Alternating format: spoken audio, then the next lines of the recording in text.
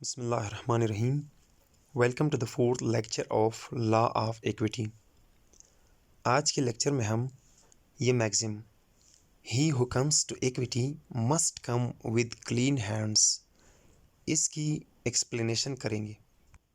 Introduction. It's one of the ancient origin and broad application.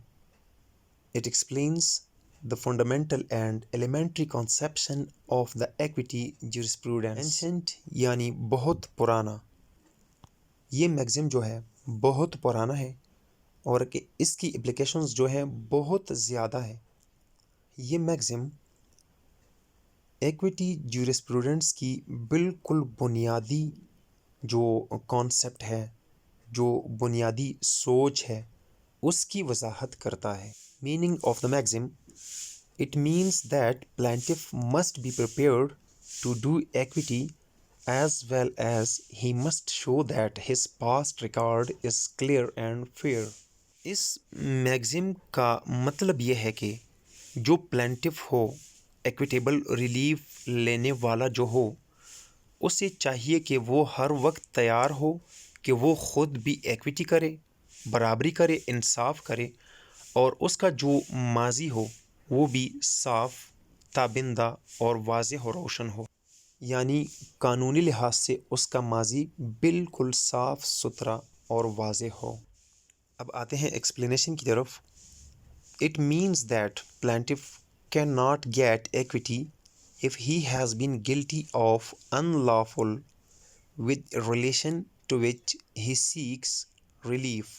यानी कि plaintiff अगर किसी केस में रिलीफ लेना चाहता है, इक्विटेबल रिलीफ, अगर वो उसी केस के हवाले से किसी अनलॉफुल एक्टिविटी में, किसी अनलॉफुल एक्शन में मुलविस हो, तो इस केस में उसे इक्विटेबल रिलीफ नहीं मिल सकता। मिसाल के तौर पर अगर दो बंदे आपस में तू मैं करके एक दूसरे की इज़्ज़त ख़राब करते हैं, तो इसमें कोई भी बंदा लॉ ऑफ इक्विटी के हवाले से, इक्विटी कोर्ट से अपने लिए इक्विटेबल रिलीफ हासिल नहीं कर सकता, क्योंकि दोनों ने सेम केस में सेम एक्शन किया है।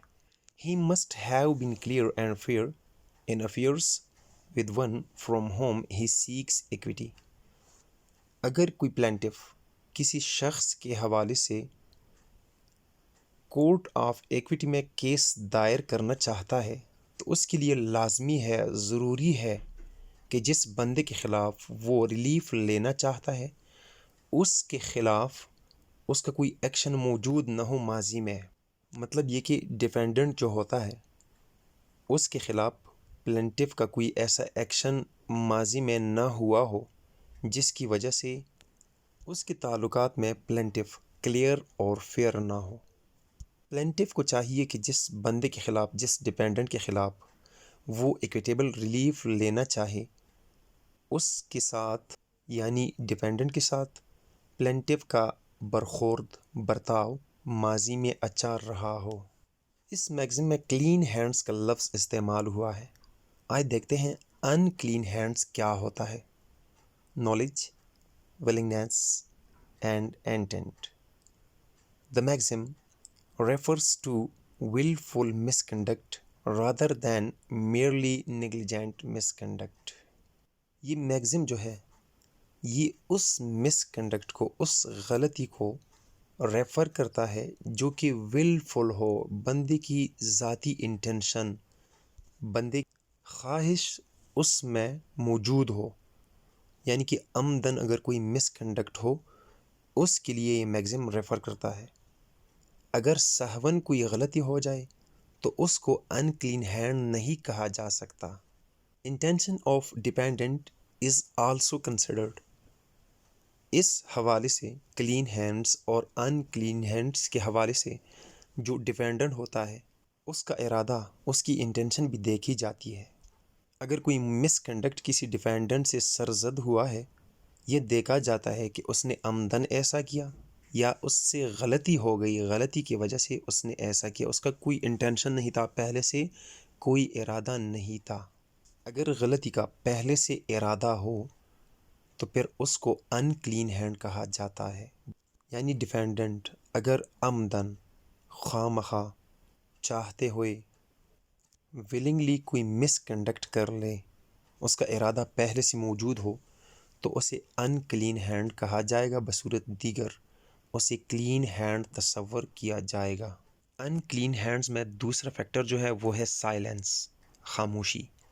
If a party gains an unfair advantage over another by artful silence, he cannot get equitable aid۔ اگر ایک پارٹی کا فائدہ ہو رہا ہے دوسرے پارٹی سے لیکن وہ فائدہ انفیئر ہو، قانون کی روح سے وہ فائدہ، وہ ایڈوانٹیج اگر انفیئر ہو، اگر جسٹیفیبل نہ ہو، تو ایسی صورت میں یہ پارٹی دوسری پارٹی کے خلاف ایکویٹیبل ایڈ حاصل نہیں کر سکتی، کیونکہ وہ تو خاموش رہ کے ایسا فائدہ حاصل کر چکا ہے جو کہ اس کا حق نہیں بنتا تھا۔ نیکسٹ فیکٹر ہے similar but distinct miss conduct. If a plaintiff is guilty of similar misconduct in the same case, he will not be awarded any equitable relief۔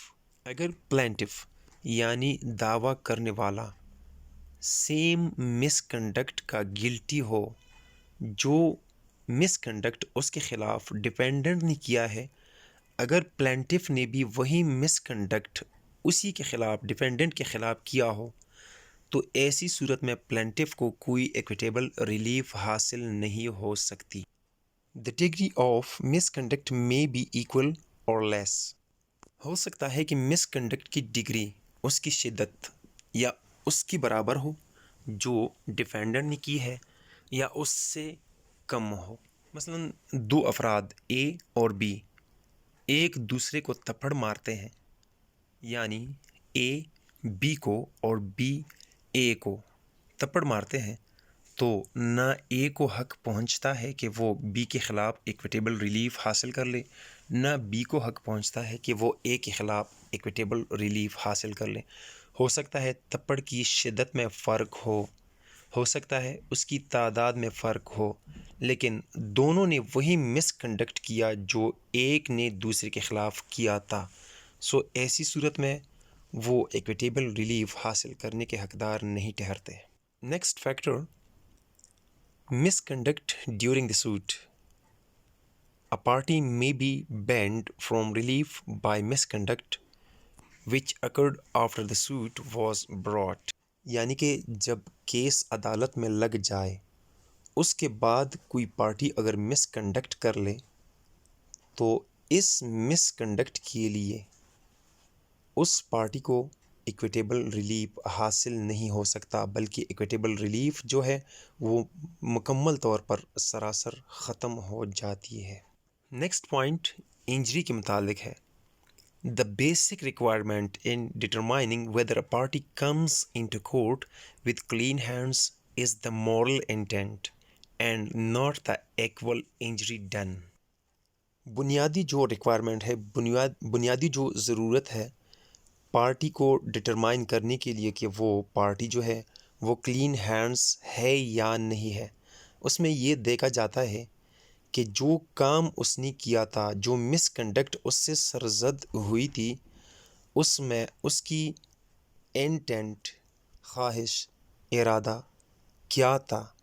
یہ نہیں دیکھا جاتا کہ انجری کتنی ہوئی ہے، بلکہ پارٹی کا ارادہ جانچا جاتا ہے، دیکھا جاتا ہے۔ مثال کے طور پر کوئی بندہ روڈ سائڈ پہ کھڑا ہے، اچانک وہ روڈ کی طرف چلا جاتا ہے، آگے سے ایک تیز رفتار گاڑی آ رہی ہے، آپ نے اس کو زور سے کھینچا اور کھینچ کے فٹ پاتھ کی طرف اس کو دھکیل دیا، ادھر وہ گر گیا، تو گر کر اسے کوئی چوٹ آ گئی، کوئی زخم آ گیا، تو پھر یہ نہیں دیکھا جاتا کہ اسے زخم آیا ہے، کتنا زخم آیا ہے، کتنا نقصان اس کا ہوا، یہ نہیں دیکھا جاتا، بلکہ آپ کا انٹینٹ دیکھا جاتا ہے، آپ کا ارادہ دیکھا جاتا ہے۔ آپ نے تو اس سے گاڑی کے ٹکر سے بچانے کی کوشش کی، اس لیے آپ کو گلٹی نہیں بلکہ کلین ہینڈ تصور کیا جائے گا۔ انشاءاللہ نیکسٹ لیکچر میں ہم applications of the maxim he who comes to equity must come with clean hands کے متعلق ڈسکس کریں گے۔ امید ہے آپ کو یہ ویڈیو پسند آ گئی ہوگی، تو پلیز چینلز کو سبسکرائب کیجئے، ویڈیو لائک کیجئے، شیئر کیجئے، اپنا خیال رکھیے۔ اللہ حافظ۔